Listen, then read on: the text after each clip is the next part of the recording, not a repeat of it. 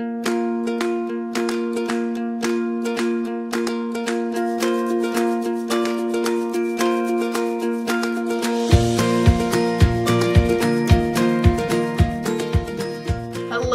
welcome to the Positive Psychology News webinar. We are delighted to be here with you. I'm Senya Myman, and I'm here with James Pawelski and Suzie Pawelski. Hi, you guys. Hi, it's great to be with you, Senya. So happy to be here today. We are delighted that you're here, and they are the authors of Happy Together. Wonderful, wonderful book, and we'll be talking about the book. We'll be talking about their thoughts on relationship. We'll be taking your questions. So how will this work? This will work. I'll do a little bit of an introduction about these two incredible people in front of us. Then we'll do some rapid fire questions with them. Then they'll give us a little insight. They'll talk for a little bit and give us insight. Then I'll ask a few more questions. And something for you to look forward to is at any point you could type questions into the Q&A. So I just want to let you know this is processed. The people on the video later won't see this. This is only for you live people now. It's a little bit of a secret. So the people here are the three of us. There's also a couple of people behind the scenes, Mandy and Catherine. We're all moderating your questions. So it's like we're all at a party, but you, the people listening live, are part of the party. So the questions you ask, the interactive questions, will determine the way this party goes. The people listening afterwards, we're even going to delete this part for afterwards, but the people listening afterwards, they're like watching a party, but we're actually at the party. So feel free to ask your questions. Okay, that was the housekeeping. So now, I'm delighted to welcome James and to welcome Suzie. We've all known each other for a long time because we're part of the Masters of Applied Positive Psychology program from UPenn. And a lot of the people listening are people who know something about positive psych, but they also really want to know more. They want to go deeper. They want to know what is good about relationships. What can we do on relationships? So a few things about each of the people here. We have Suzie with us. And Suzie wrote an article in 2010 in Scientific American Mind, and it was called The Happy Couple. And so, sort of in a sense of introducing Suzie and James and Suzie's background, Suzie, can you tell us just a moment of what you two did with the article? It's in the book, what you two did with that article during your wedding. Sure. So the article ended up being published the month we walked down the aisle. So it was pretty, stressful like any wedding is, but having your article heralding the happy couple puts even more stress upon you. So we thought, how fun would it be, since we're both in positive psychology, if we took that article and we gave it out as favors. So we wrapped it up into like an ancient scroll and tied a little ribbon around it and gave it to people for our wedding. And we replaced the pictures of the smiling older couples and put our pictures on it, and funny pictures of us doing yoga poses to add some levity to it as well. And that article is what started the journey for Suzie and James of coming together and actually writing this book over those years. A little bit more about Suzie. Suzie's background previous to all of this positive psychology is she is a well-being consultant. And she used to work in media relations. So media relations, and has been an associate producer. That's Suzie's background, but I also want to give you a little bit of a personal take on Suzie's background. We've known each other for a long time, and one thing I would like you to know about Suzie is that she is both really warm and really sharp. So if you're talking with her, she will come at you from the warm angle, like, hey, Senya, how are the kids? But then she'll be so sharp. You'll see it when you're reading this book. Some of the ways that Suzie delineates concepts, like between vitamins A, B, and C, or happiness and the toilet cover. We will discuss that in detail for sure. So she will break things down to be really, really sharp and clear. And I just love that. I don't know if that's media relations or what, but I see that in you all the time, along with the warmth, and it's beautiful. So welcome. Thank you, Senya. And James, we're delighted to welcome James. James Pawelski is a professor of practice and director of education in the Positive Psych Center at UPenn. James is, as people who are in positive psychology know, James is he runs the MAP program. Like basically James is MAP. James runs the MAP program. And in addition to that, he's the executive director of IPA, which for who people who don't know is the International Positive Psychology Association. And one specific part of James's role with IPA is that he's leading a 3-year, multi-million-dollar grant right now, investigating connections between the science of well-being and the humanities. So, and a note on James. James, while at the same time you will see influences again in Happy Together of things like James's very, very deep fondness for William James and for Aristotle. But at the same time, James is incredibly funny. So it's almost a conundrum, I think, James, when someone doesn't know you and reads how much you love the classics and philosophy, but then you're always joking around. So it's a nice everything together. So welcome, both of you. We're delighted to see you. Thank you so much, Senya. Again, it's great to be here with you. We're going to show you. Super excited to be here, so thanks. Cool, very fun. We're going to show you 3 things in the audience that you can see now and see later as well. So first of all, this is Suzie and James's Psychology Today blog. You can go there at any time after the show. We'll send out links to everybody to attendees. This is an article that they wrote. So they have a Psychology Today blog that you can follow. Of course, this is the book, and this is the book on Amazon, so you can get that at any point. And then they also have a website, which is called buildhappytogether.com, and we'll specifically talk about the build and the verb tense of that. Okay, so James and Suzie, this is the rapid fire round. This is the round that we say to everybody who starts with us. So we're going to go James, Suzie with each of these questions. James, what would you like people to most know in the next hour that we're together? Well, that there's hope. In virtually any situation in relationships, we tend to think that there is just one way of looking at things. But if we can learn from philosophy, including William James and Aristotle, and from science, we can oftentimes shift our thinking and our behavior and our relationships. That there's hope to shift how we think about things. That's right. That's right. And how our relationships then play out as well.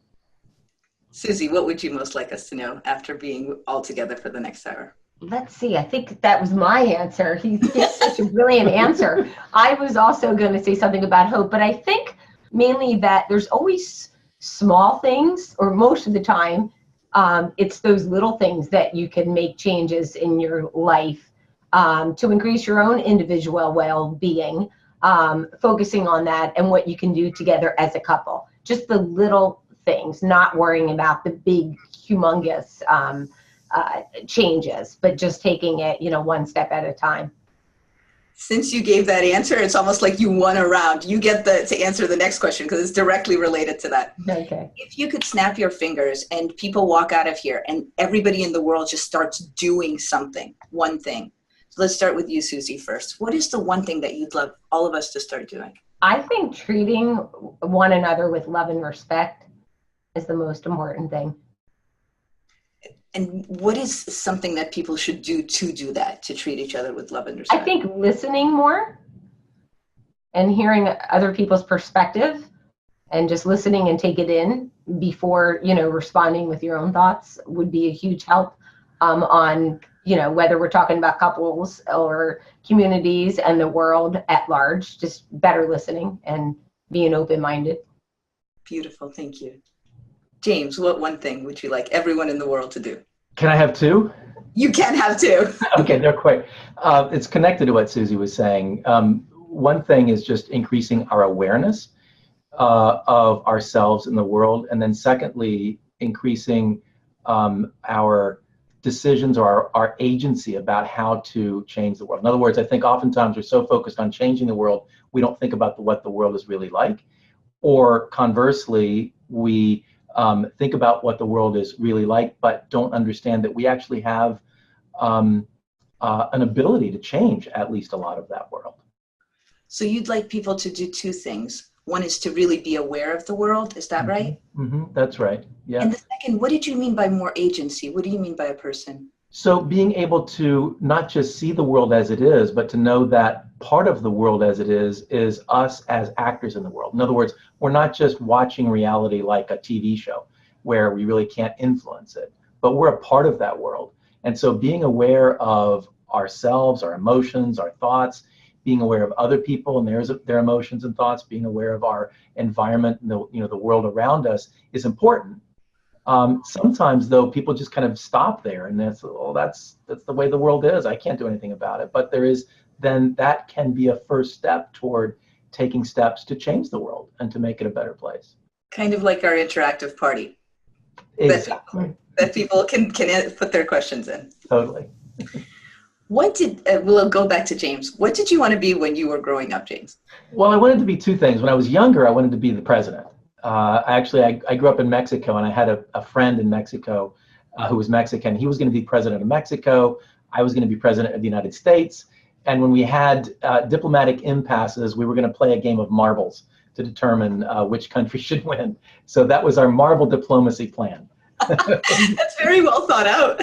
Yeah, we still need to work that out in terms of the actual practice of it, like getting elected to our various presidencies. But aside from that, it sounds like a good idea, to have a friendly game of marbles to settle international disputes.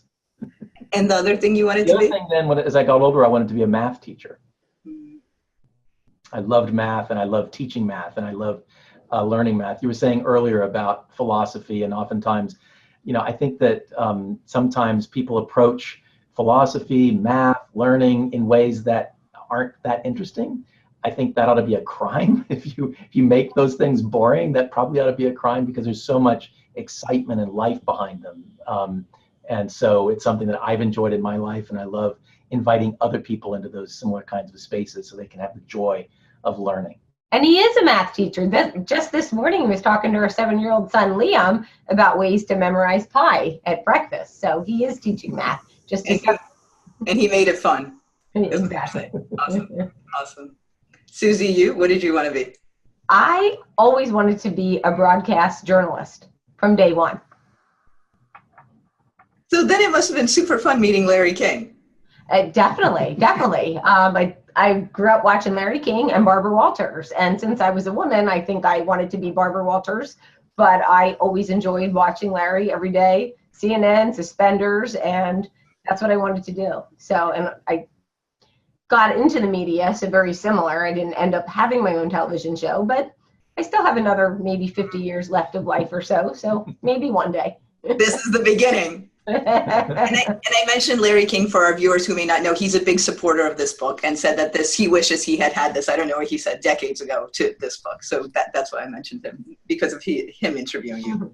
Okay, James, what's the bravest thing you've ever done? I think probably becoming a father. It's a complex world out there. It's a complex world in here. I mean, we're all, dealing with what it's like to be human in this kind of interaction. And so to be responsible, not for someone else, but as helping that person to negotiate some of the challenges of life and working on that, it takes some bravery. I second that, what you're saying. It does. Susie? Mine's very similar. I wasn't exactly going to say becoming a mother, but having a natural childbirth was probably the bravest thing I did. I made a decision and I went through with it. Yeah, and not many people do in this day and age. Exactly. Yeah. And especially being an older mom, they kept on questioning me, are you sure? There are a lot of drugs and things you can do. And I said, no, I'm sure. So that was probably the bravest thing I did. Nice. Okay, James, what is the most important thing in the world? I think the most important thing, forgive me for waxing philosophical perhaps for a moment, but I think is the quality of the experience that sentient creatures or sentient beings have. So if you think about human beings, animals, anything that is sentient or has some kind of level of consciousness, the quality of the experience that we have, I think that really is the only important thing in the world, because it has a kind of ethical component to it. And so when you talk about importance, there's a kind of meaning attached with that. And I don't know, I've never been a rock, I don't think rocks have meaning as a part of them. I think meaning is something that belongs to consciousness. So the most important thing is that we experience those things that we experience. That's right, and the quality of that experience. And so it can be horrific at times, in times of trauma or challenge, and it can be wonderful in times of celebration and joy.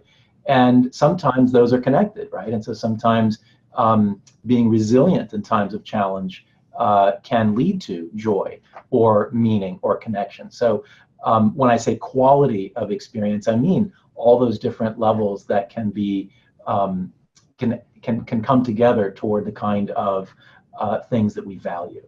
Yeah, thank you. Thank you. Susie, most important thing in the world. You can tell he's a philosopher, right? I was so. You can also tell he's a deep thinker, not just a philosopher of here's what other people think. Sure. I was going to, similar what I said, my answer to the first question, being compassionate, showing compassion, if I had to sum it up in one word. Yeah, it's so interesting. I ask this question a lot, and a lot of times people will say specific things like family or impact on the world. So it's really interesting. Yours, I would say, more nuanced than a lot of the answers that I've gotten. Thank you, guys. Okay, last rapid fire question. Here we go. Sometimes as we think about those things that are more natural or not natural for ourselves or for others, or the things in which we have a great effect or impact on the world or we don't, here's, let's start with James. For you, what is something only you can do?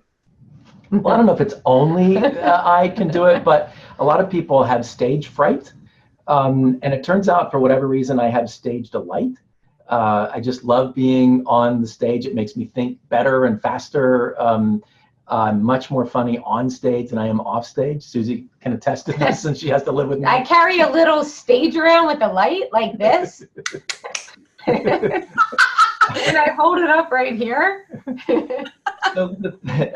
So the thing that I most like to do, I would say, on stage is to use that as a way of inviting people into a meaningful community and relation with each other. So whether it's being the MC of one of our International Positive Psychology Association World Congresses and having 1,500 people in the audience, or whether it's just last weekend, I helped to MC a gathering of historians who were talking about the value of the study of history for our lives. Just helping people to feel safe and connected, authentic, and able to engage with each other in meaningful ways. Stage delight. How cool. How cool. Susie, what is something only you can do? I'm sure other people can do it, and to me this always came easily, but James told me when we got married, just being a connector. I love connecting people, making connections. Most of the time, like if I'm at an event, unbeknownst to people, I actually don't like big, huge events and tons of people around. I'm more of a one-on-one person, but what I do enjoy doing, if I am at a big dinner party, I love, let's say you're sitting next to me and I know somebody else who studied at Stanford and into positive psychology. I like making the introduction and then just sitting back, kind of watching, you know, the magical interactions between two people, sharing ideas and, you know, common interests. I just love that. And this isn't just a gift, Senya. I mean, this is uncanny. You've heard of that 6 degrees of separation, the Kevin Bacon? No. With Susie, it's like 1, maybe 2. It's uncanny the number of people she makes more connections in the elevator, you know, than I do like in a month. It's phenomenal, extraordinary. Neat. Well, thank you. That was our rapid fire round. And now I'm going to turn it over to the two of you to share whatever thoughts you have on relationships and on Happy Together. Great, cool. Well, thanks, Senya. That was a lot of fun. So we wanted to, again, to thank you for this opportunity to be with you and with those who are watching this, to talk about relationships. Relationships are very important in our lives, relationships of any sort, whether they're work relationships or family relationships, friendships, romantic relationships. And we're going to be talking most specifically about romantic relationships now, but the basic principles that we're going to share with you are certainly applicable across those different types of relationships. And we also want you to know that this information is useful and valuable whatever stage of relationships you're in now. Maybe you're in a great relationship and you just want to find ways of making it even better, you know, continuing it to grow it. Maybe you are someone who just thinks relationships aren't for you. It seems like every time you get into one, they crash and burn and you're not, you know, not understand what's going on. Or maybe you're someone who, like my parents are about a week away of celebrating their 60th wedding anniversary. It's just amazing to see the kinds of things that they have done well over the course of the time that they've lived together, and the things that they've learned along the way too, because nobody's perfect at it. Well, except You and I are perfect at it, which is why we wrote the book, because it turns out we have a perfect relationship, and it's been astonishing to us to find that not everybody does. Yeah, no, that's a joke. In fact, we don't believe that there is such a thing as a perfect relationship. The word perfect comes from two Latin words that mean thoroughly done. So I guess if both partners are dead, the relationship would be perfect because it would be thoroughly done. But as long as the partners are living and breathing, it's a growing, learning process, continually shifting and moving. So we don't think that it's reasonable to think about perfection, but it is reasonable to think about working at something and learning about the skills to do it better. The other thing we want to say at the outset is that what we're trying to, it's not our job to talk about what kinds of relationships people should or shouldn't have. Rather, what we're interested in is whatever relationship you're in, how can you make it better? Now, there are certain times, physical or emotional or mental abuse, for example, where something needs to be done. And if you're in a relationship of that sort, we encourage you to seek professional help because those are really serious issues. For most of us, though, the kinds of challenges that we face in relationship are more kind of the everyday challenges that aren't maybe that severe, but can be annoying. And so we want to talk about the challenges and also the opportunities that come specifically when we think about the kinds of romantic relationships that most of us find ourselves in the course of our lives. So we found it very interesting that it seems that, when you grow up, boys and girls, especially girls, are taught this romantic view of relationships and spend their whole life, dreaming about the day they're going to get married. And the way it's told in fairy tales and popular culture, you meet that perfect person, like James maybe, and they come along on horseback, you fall madly and passionately in love, you get married, and you live happily ever after. End of story. I mean, nobody tells you what happens afterwards. That's when the storybook ends. So when we thought about writing a book, we thought, what if you really delved into, the research and what are those things that, you can expect in a relationship? Challenges, real life examples, and dispelling the myth of, the storybook romance, because we don't believe there really is one.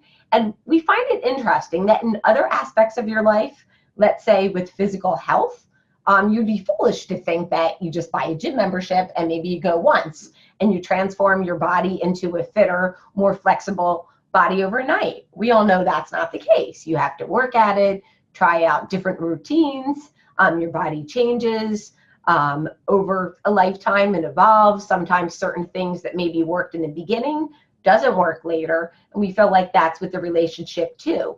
So what are those things? What are those exercises, and habits that you can do to help your relationship thrive over a lifetime? So I have an idea, Susie. Why don't we tell them about our honeymoon? Our honeymoon? Well, not that part of our honeymoon. This is probably not that kind of a program, although we should. That interview's next week. Next week, Just kidding. Yeah, we did have, we did enter into parenthood about 9-10 months after the honeymoon. So we were certainly using our honeymoon well. But I mean the other part, the discussion that we had. Wait a minute. When we got to the airport, Oh, no, you don't have to talk about that part. We could barely lift James's suitcase. I remember thinking, okay, what did he bring? It's not like it was a winter wedding and we were going skiing. Maybe he had, his snow boots in there and heavy parka and other things, snow attire. It was a beach vacation in St. Lucia. And I know I packed running shoes, a few sundresses, a bikini. What else do you really need? So I was pretty curious, and we had to pay a hefty fee for his baggage. So when we got to the hotel room, I couldn't wait till he opened his suitcase. And guess everybody, I know nobody can speak right now, what was in the suitcase. I found, okay, maybe not hundreds, but dozens of them. Books, hardback books. I'm like thinking, what? Are you kidding me? On our honeymoon? I think I told my mom later. You won't believe what he brought on the honeymoon. So every kind of book imaginable. I think he probably had the original Aristotelian Nicomachean Ethics that Aristotle wrote, etched in stone because the bag was so heavy. So then when we got to the beach and we started talking about Aristotle, because that's what one talks about on the honeymoon, right? Of course. Yeah. Absolutely. Do you want to take over here and talk about Aristotle? Well, yeah. I mean, look, I will be the first to admit that when you think about romantic relationships, you might not immediately think Aristotle. But it turns out that Aristotle had some really important things to say about relationships that have stood the test of time. Aristotle says that there are three kinds of things that human beings love. He says that we love things that are useful, things that are pleasurable, and things that are good. And he says that there are friendships that correspond to each one of these loves. So think about it. Surely there are people in your life that you're friends with because it's mutually beneficial to be friends with that person. Maybe in school you had a study buddy where you studied together to prepare for exams. Maybe later on in life you might have collaborated with that person to start a business, for example, where you can each bring your strengths to the table and have something larger than the sum of its parts. Similarly, Aristotle says that we have friendships of pleasure. And so once again, back to your school days, hopefully you had some friends that was just fun to go out with on the weekends. College days. And college days, absolutely. And hopefully on your honeymoon, too. There was some pleasure there. Hopefully some pleasure there as well. And hopefully there are people in your life now that you just like to hang out with because they're just a lot of fun. And Aristotle says there's nothing wrong with those kinds of friendships, but there's a third level of friendship that is even more important, he says, and that is friendships of virtue or friendships of goodness. So that's when you see the good in the other person's character, and that's what attracts you to that person. And sometimes we can be so impressed by the goodness in the other person that it can inspire us to want to be better ourselves. So that's what we were talking about on our honeymoon when Suzie came up with an interesting twist to that. So we're sitting on the beach talking about Aristotle. I was having one or maybe two or even three of those little drinks at the umbrellas saying, wow, talking about Aristotle. I knew I loved this guy. We're talking about Aristotle on the beach. I like to tease him. I mean, I like Aristotle too. Probably not. Now you know why I love Suzie, because she loves Aristotle. All right. So we're talking about Aristotle, having little sippy drinks, and I said, well, I have a question. Why did Aristotle have to limit this just to friendships? I said, James, what if we took this up a notch and we applied Aristotle to our marriage and we focused on becoming better individuals and better together as a couple? And we make that the marital, mission statement for us. And he said, I love that idea. So the seeds of the book were planted on the beach, as were the seeds of our son. And it became the backdrop of our book, the Aristotelian notion. And how do we become better individuals and better together as a couple? And then we took the empirical research of positive psychology, showing some evidence-based habits that we could all work on to improve our individual well-being and relational well-being. Yeah, so with that backdrop, one of the things that Suzie mentioned earlier is that, if you think about your physical health, we don't just go to the gym once and think that we're healthy forever. And similarly with relationships, there are actually things we can do. There are skills and habits that we can develop to help improve our relational lives. With that said, this isn't something we just do once and then we're good for the rest of our lives. It's something we need to keep focusing on and working on. So we like to think about this in terms of a relationship gym. And so the relationship gym is where you go to the gym, you focus on how you can develop these skills and habits that can lead to better relationships. And so we rely on this philosophical framing, but then also on the considerable research in positive psychology, for example, to help us know how we should direct our efforts at the gym. You can go to the gym and just kind of mess around and do things that aren't very helpful, or even you can do things that are damaging, which is why we oftentimes will hire a trainer to help us know how to direct those efforts. And so we see positive psychology and the research coming out of that field as being an effective trainer, as it were, to help us direct those efforts in the gym. So Suzie, do you want to tell us about the different areas, or start talking about the different areas within positive psychology that we focus on in the book? Sure. Of course, first we want to say this is not everything you need to learn about relationships, in one volume. There would probably be thousands of volumes, but we looked through the positive psychology research and talked to a lot of scientists and couples and put 4 specific areas that we found the most research, robust, information about building healthier habits. And the first area we talk about is the importance of promoting a healthy passion. And I'm sure many of you are familiar with the research by Bob Vallerand, who is the former president of the International Positive Psychology Association and past president of the Canadian Psychological Association. And he's the leading researcher on passion.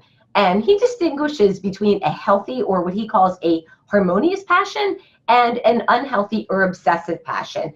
And unfortunately, as I mentioned earlier, the way romance is often portrayed in storybooks and pop culture today, it's often sort of synonymous with this unhealthy, obsessive passion. I can't live without you. You're my one and only. I depend on you for my every need. And that can be very damaging to relationships. In fact, it's interdependence, not dependence, that is associated with healthy relationships. So one of the areas, again, we distinguish between a healthy, harmonious passion and a negative, obsessive passion. Great. So in addition to passion, another area we look at from positive psychology research is positive emotions, following especially the work of Barbara Fredrickson and others along these lines. And look, you might think, well, why would you write about positive emotions in a book about romantic relationships? That's what defines a romantic relationship. You meet somebody, you have all these great emotions, you feel joy and excitement and connection. So why do we even need to think about that? Well, for one thing, because early in a relationship, oftentimes we experience those intense emotions, and then over time, sometimes those emotions moderate more. And in fact, if we experienced those intense emotions all the time, that might actually be a sign that maybe we're in a kind of harmonious, I'm sorry, not a harmonious, but an obsessively passionate relationship. So it's natural for those highs of the early connection to kind of moderate and to morph into different types of more serene kinds of emotions and more companionate love, as opposed to the intensity of those early days and weeks and months. So it's important as folks in a relationship to be aware that that is a natural progression. That doesn't mean you've married the wrong person. That doesn't mean you're in trouble. That doesn't mean it's all over. That means that the relationship is developing. And it's important to understand the different types of emotions, that a full range of emotions. So it's not just, you're happy or you're sad kind of thing. But there's also, there's awe and there's serenity, as I mentioned, and gratitude as other examples of parts of love and interest and curiosity and so on. So it's important to know how to cultivate those positive emotions well, and not just to assume that they're going to be there for our entire lives as they are at the beginning of a relationship. So one of the things we can do to help to cultivate those relationships is to prioritize positivity. So those things in our lives that tend to bring those positive relationships. And so in addition to, Senya, did you want to? There's a question that's coming in. Sure, sure. Yeah. So somebody is asking, what is an example, whether it's with positive emotions or something else, where a tool in positive psychology has actually helped a relationship? Yeah, well, so we can talk about we were just talking about positive emotions, right? And so one of the things that we might think, if we are in a situation where we've, had all this joy and connection with somebody, and then it's starting to feel a little bit less that way and a little more bland. And so we might think, well, I'm just going to will myself into it. I'm going to, the next time I'm with that person, I'm just going to say, I'm happy, I'm joyful, I'm, feeling great. And the problem is that often backfires, and it turns out that not only are you not feeling great, but then you're kind of trying to force yourself into it, and we just can't force ourselves into feeling, certain emotions. So what Barbara Fredrickson recommends is prioritizing positivity, and by that she means looking at the experiences, the kinds of things that you do that tend to bring with them the kinds of emotions that you want to experience. It's not a guarantee, it's not an absolute, I do this and I feel that way, but we tend to feel So there can be certain activities that you do with your partner that you want to prioritize. And oftentimes what we realize as those emotions have gone down, we've also stopped prioritizing the kinds of activities that come with them, right? So the leverage, the way in, is not to try to force ourselves to feel that emotion, but rather to go back to the kinds of experiences that may help to invite those emotions back into our lives. So it's like you might prioritize, exercise, which is great. I think everybody should, but we should also prioritize our emotional life. So simply, to James's point, making decisions and choices and scheduling your day. So what are those activities and interests that evoke joy or serenity or gratitude for you as an individual and as a couple? Maybe thinking back to the beginning of the honeymoon phase, what were those things that you did? And not just those things, high arousal emotions, but what were those things you did together? Maybe you read poetry books together. Maybe you shared the crossword puzzle. Maybe you just took walks, and scheduling it into your day. So you're doing those activities, and then it'll evoke the emotions rather than just sitting around and waiting to be happy. I was on mute. So what is a way, if somebody does do this and they follow up this emotion, just to follow up on this question from the viewer, what is a result that you've seen, either in somebody who's a reader or someone who's come to one of your workshops?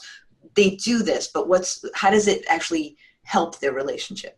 I think it creates a habit. I mean, couples we've talked to who had the healthier habits and had activities that they plan that they do for a couple, and mixing those up to have novelty, that they were experiencing not just joy, but a variety of positive emotions. So some people might say, maybe you're scheduling certain activities that you want to evoke serenity or interest. Maybe you're doing something and you're going to an art museum together, or a cultural thing. Or if you want to evoke a zest or adventure, you're doing something physical. So keep it in mind, there's a broad range of positive emotions. And I think working with the broad spectrum of the 10 most frequented positive emotions that Barb Fredrickson talks about is a good way to go about. And couples have told us, by making that a priority, like you might do with your physical health, going to the gym or eating healthy, scheduling, making your emotional health a priority, yours and yours as a couple with your partner.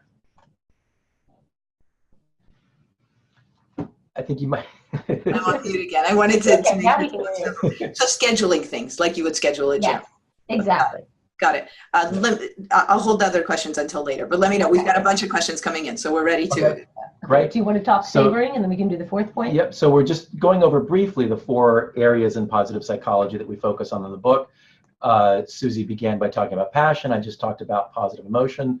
And now the third point is savoring. I'll just say very briefly that savoring is one of those things where, again, we can think about positive emotions as the kinds of things that are great when we have them, but we maybe feel like we don't have enough of them. And by the way, let me just say here, we don't think that people should never experience sadness, for example, or concern about things, for example, or even anger. Sometimes that's appropriate. So when we say positive emotions, we don't mean that our goal is to rid ourselves of everything that isn't serenity or happiness or gratitude.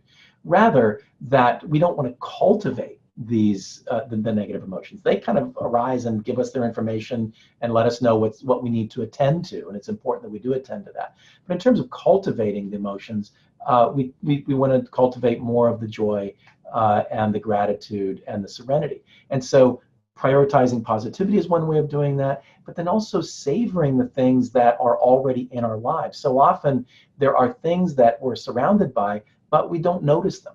Maybe because we've just become acclimated to them, or because, as psychologists have noted, bad is stronger than good, where Roy Baumeister has written. So when we experience something, a problem that is in our lives, that tends to be something salient. We tend to notice that because problems scream at us, whereas opportunities just whisper. So savoring is a way of being aware, becoming aware of the things in our lives, in the past, the present, and the future, that are really good things that might just kind of get eclipsed because our attention is maybe elsewhere. So there's a whole science of savoring, which is really fascinating, and we explore in the book as well. So Susie, the fourth point, just quickly, let's talk a little bit about the character strengths. So the fourth area we discuss is seeking out strengths in our partner, identifying our unique character strengths, having our partner do so as well, and working together to help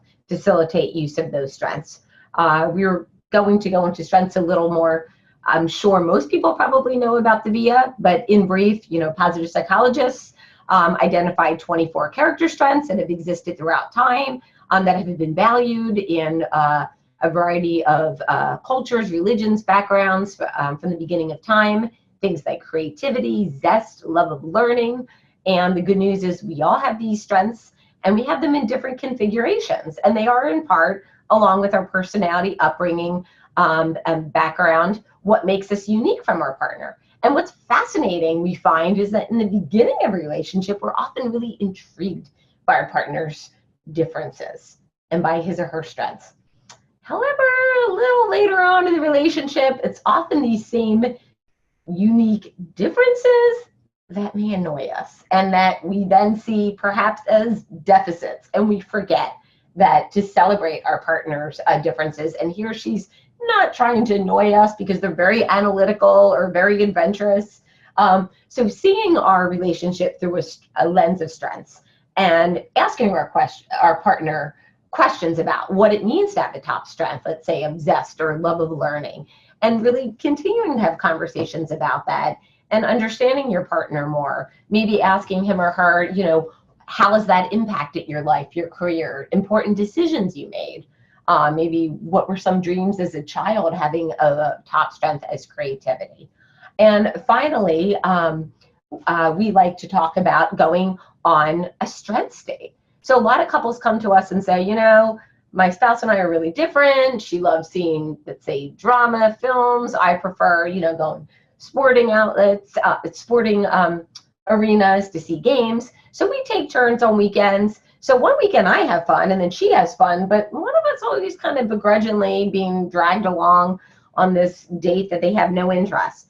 So we feel that a strengths date where you take one of your top strengths, let's say mine is zest, and one of your partner's love of learning, and think of an opportunity, a date, an outing where you could bring those strengths together and do something. So something James and I did where we rented Segways and we toured the historical part of our city in Philadelphia. And at the end of the date, my sense of adventure was really satisfied, and his love of learning, I'm not sure about satisfied because I told you he brought like dozens of books on our honeymoon, but it was peaked. We had a really great time. And research shows when we use our strengths in unique ways, it increases our individual well-being. And more recently, some fascinating research shows that when we help facilitate strength use in our partner, we have greater sexual satisfaction and greater satisfaction in general in our relationship. So that's a brief overview, kind of a nutshell of what the book is about and some of the main points. There's a lot more on our website at buildhappytogether.com that people can learn about, because part of what we're trying to do is to encourage a community of folks to be talking about these things. It's great to go to the gym by yourself and work out. It can be even better to go with others and be part of a class at the gym. And so part of what we want to do is not just have this notion of Aristotelian love and positive psychology relationship gym in our relationship, but also to welcome others into the conversation so we can all be working together on ways of developing these skills and habits for better relationships. So at this point, Senya, we're happy to discuss more questions that people might have that have come in. You are getting a lot of questions, so let's right. you are. People are saying, "Wait, how does this work?" So let's start one by one. Great. This was a very direct question, so you can answer it in the general or in the specific, however you want. Have you ever had thoughts of divorce, and if you had, how do you handle it? Oh, so let me just begin by quoting a philosopher. So Alain de Botton is a philosopher who writes a lot of books about how philosophy can help us in our lives. And one of the things that he says is that it's just normal for all of us who've been married to wake up at some point and say, "Oh, I married the wrong person." And so if we can kind of normalize that, and like, sure, I mean, there are events, there are moments, there are frustrations, there are times when, probably all of us have just said, wow, I just made a huge mistake, right? And the key is to take that for whatever it's worth, but not to overblow it. And again, this is a general question, and so there may be situations where one person is in danger in some way. And again, in those cases, people really need to take that seriously. We encourage people to get help, be safe. For most of us, though, understanding what is the reason why we're feeling that way and what can be done about it, I think is a really important approach. Susie, I don't know if you want to add. Yeah, so I just wanted to add to it again what James just said. Like, for anybody in sort of emotional, physical, abuse, we don't want to say, and by any means don't think our book is, perfect steps to a perfect relationship. As James said, there's no perfect relationship. In those cases, lots of times, people have to get out of relationships to protect their health, psychological health. We talk about a couple specifically in here who he didn't want to get divorced, and he did for the psychological safety of his children as well as himself. So I just want to be very clear about that. What we're talking about are like the small everyday annoyances that, we get frustrated, as I was joking, saying in the beginning, but being serious in the beginning of a relationship, like, wow, James really loves to learn. And then years later going, I trip over another book. Like, I thought I had a lot of books, when we got married, but thousands, like, really? Every room? Like, can't we have room to put something up, in the bookshelf besides a book? So those sort of things don't. Well, hang on a second. I mentioned earlier about Susie connecting to people, right? Which is great. But like, she wants to go out, and I'm like, we went out last month. Like, why do we have to go out last year, right? So it's those things getting really annoyed and frustrating. We like to talk about the idea of your partner complimenting you, and how can you bring your differences together, and dispelling the myth of, we talk about in the book about you complete me. And we think having these very lofty and unrealistic expectations that there's one person who's going to completely complete you and be your soulmate. Like, of course people are going to, get really frustrated when you look in the movies and, ends with the music and you're my one and only, and you don't see anything else, how their day-to-day lives play out. In our book, we want to give hope for those annoyances and saying all this is normal, getting frustrated by the small things. How can you work on that together? And I think having shared values and having a commitment to be a better individual and better as a couple, what is really important, not getting sidetracked by, just complaining and just one, those sort of things. One final metaphorical way of making this point too, Sonia, in terms of the physical health, right? And so if you're, going to the gym, but then you have some abdominal pain and it turns out you've got appendicitis, like, you don't go to the gym for appendicitis. You need to get that taken care of by a medical doctor. By the same token, there are times when we go to the gym and for whatever reason, we're just like, I've had it. I don't feel like working out today. This is it. And then maybe we need to take a little bit of a break or something. So that's kind of the more normal kinds of things that we think, as a part of a relationship are like, oh, this person is driving me crazy. Well, then maybe get away and go read a book if you're me, or get away and go have a glass of wine with friends if you're Susie. Or go for a run. Or go for a run to kind of take some of the pressure off and kind of reconnect. So you're saying each person should kind of think about it on their own if someone's having thoughts of divorce in a marriage? Well, I mean, again, this is contextless, so it's not a one-size-fits-all kind of thing. And so what I'm saying is that it's normal for there to be frustrations within a relationship. And I think it's normal for people to say, maybe I'm not in the relationship that I should be in. That doesn't in itself mean that that's true, right? And so there are a variety of ways in which we can respond to that. One is to take some time to reconnect ourselves with the things that calm us down and so forth. Clearly, there are times also when it's appropriate to talk to the other person about these things, given the context of a relationship that we're talking about. Got it. Okay, a question about, some people have said, well, should we just use the golden rule when thinking about my partner? And you guys have some thoughts on this, huh? Yeah. I was taught the golden rule growing up, and Catholic family, and my mom's like, do unto others, do unto you. And I tried doing that, and I love chocolate. Doesn't everybody? So we like to talk about how when we were dating, I would always have chocolate in my purse. I still do, and in my pockets. And at the end of our date or meal, I would have a piece of chocolate and I'd give James a piece. I never really saw him eat it. I never really thought about it. He just always put it in his pocket. So one day, oh my goodness, a year later at least, after we were married, I was rummaging through his leather jacket looking for the keys.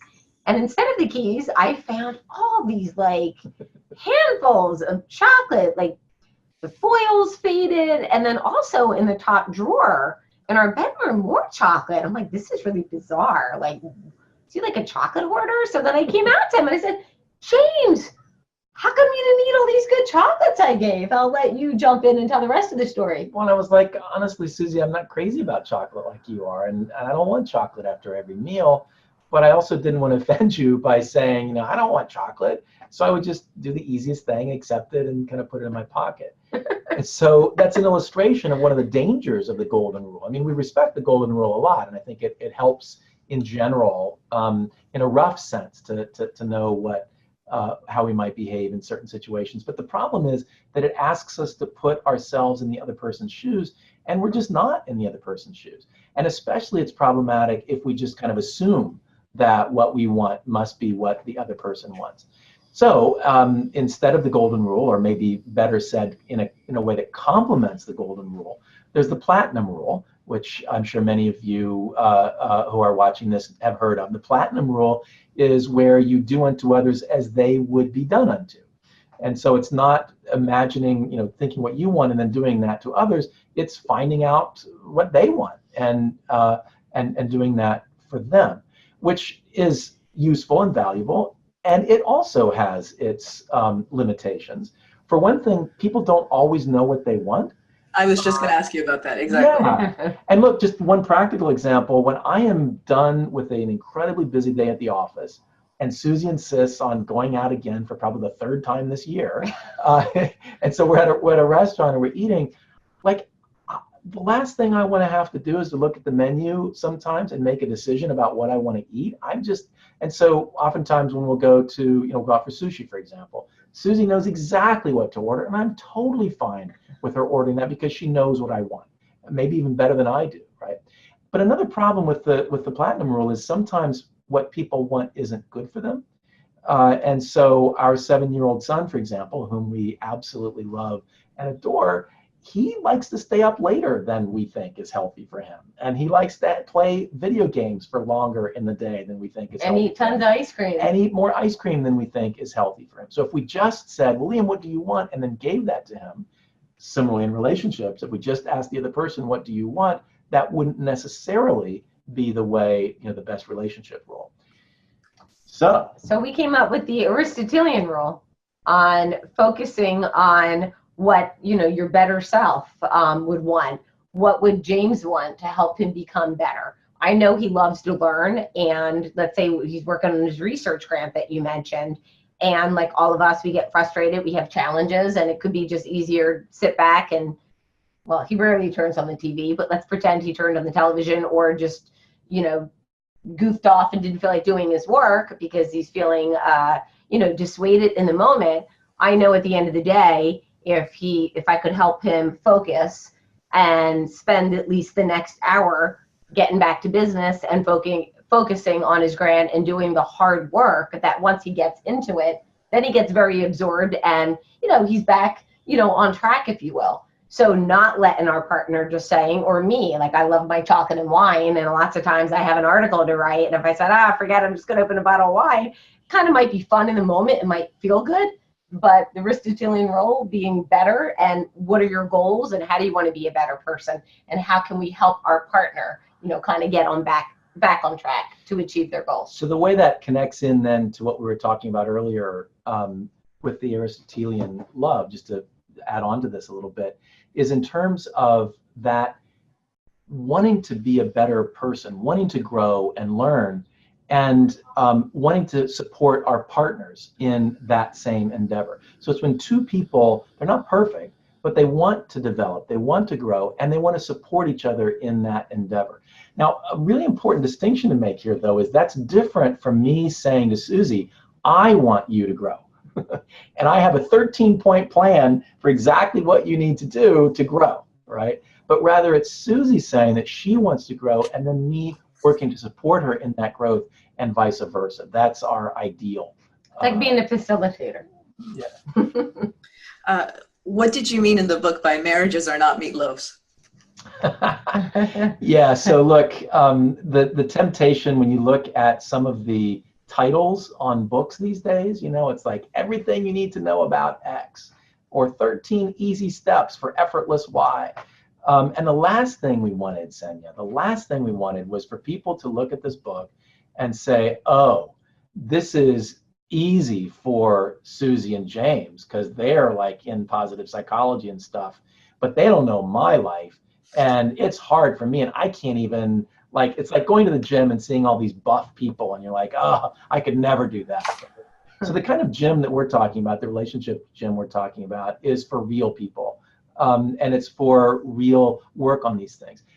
Relationships aren't the kinds of things that anybody is ever going to fully figure out, as Susie mentioned.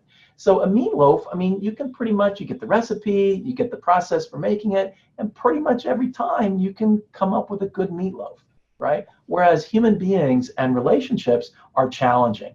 And, you know, some days, just like at the gym, some days you feel like, wow, that was a great workout. Other days you're like, that didn't go so well. But, you know, I'll come back at it again tomorrow or next week, and we'll keep working at it. So what we meant by that is that it's more complex. There's not just 5 ingredients. And I think you're changing, just like you mentioned earlier, your body changes at the gym and your relationships evolve. So what you need today might not be what you need tomorrow. And I think having ongoing conversations, you know, talk about strength conversations, not just, okay, I know he loves to learn and James knows I'm adventurous and that's it. I mean, being adventurous now might be very different. And, you know, when I'm in my 60s, or his love of learning, it might, you know, turn into something different. So continuing, I think, that open-minded, curious, and asking questions. I think in the beginning of a relationship, especially when we're dating, I mean, you're up all hours talking to your partner, right? Like marathon, maybe phone conversations, and then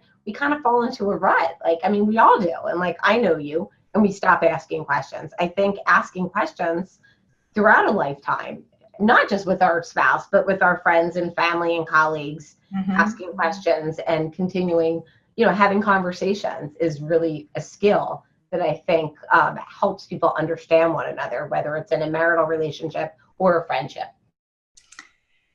Thank you. In our last couple of minutes, I'm going to ask each of you one thing. And as I do, I'm also asking the attendees something that they can type into the Q&A or the chat box. We often end with this. What is for those who are viewing, what is a takeaway that you have from today's webinar? So type it in and I will read it out after these 2 questions. So again, a rapid fire question for each of you. Let's start with James. James, because we know in the book, we know how fond you are of habits, and I'm a huge fan as well.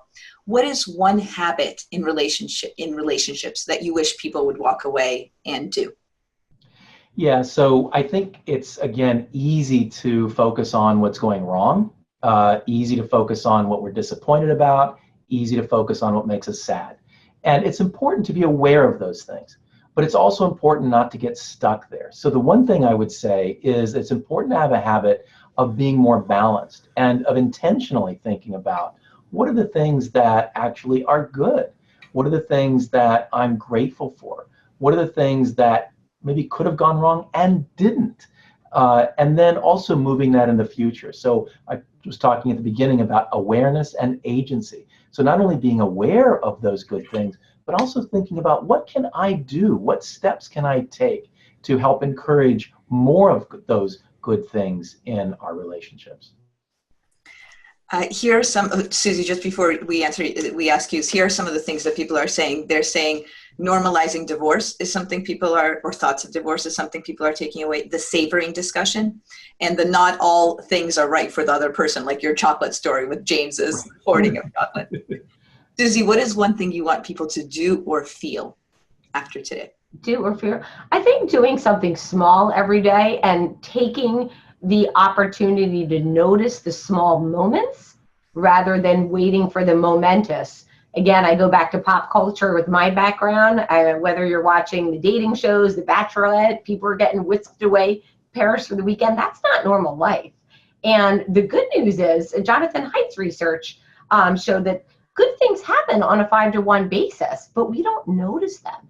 And I remember Barbara Fredrickson saying in an interview with me years ago that often, couples, one of them may feel like they're falling into the background and not even being noticed like wallpaper. Like, that's awful. And a lot of the couples we've spoken to, yes, of course, there's some horrendous things happen and big mistakes. And as we mentioned, but a lot of the other cases, it's a lot of the just not appreciating and savoring their partner, that they're feeling, taken advantage of. One couple we interviewed in the book who we talk about, it was really sad. There was nothing major, she said, and she left her husband and he was just surprised. What did I do wrong? But she said it was a slow boil. So my answer would be just noticing those small moments, because after all, life is made up of small moments. What is the opportunity? Was your husband particularly patient, maybe with your son? James was last night playing with Liam. Like, he came home from work and I knew he was exhausted. We have a couple-week travel and he went out of his way. Liam wanted to play with these water balloons and they weren't working. So James found these other balloons and went into the upstairs bathroom, and they had a water balloon fight in their pajamas on the balcony. He dove head first and caught it before it went over the balcony and hit somebody else. But I was really grateful. And I wrote him a little note this morning and said, thank you for that. Despite being really tired, it really made our son happy. It made me happy. I could have let just that pass away and got on his case about, the house being a mess or something else. But so noticing the small moments, bringing them up to your partner and thanking him or her, I think, is one of the most important things we can do. And it really adds up and can lead to upward spirals. James and Suzie, thank you so much. James and Suzie, and of course the book Happy Together, and their last pieces of advice. James on notice the good things. It's easy to notice the bad. And Suzie on really notice the small things, not just the big things. Thank you both so much. A pleasure having you here. Thank you so much. It was so much fun, Senya and everybody. Thank you, Senya. It was great to be with you. Really appreciate it. Thank you. All the best. Bye. You too.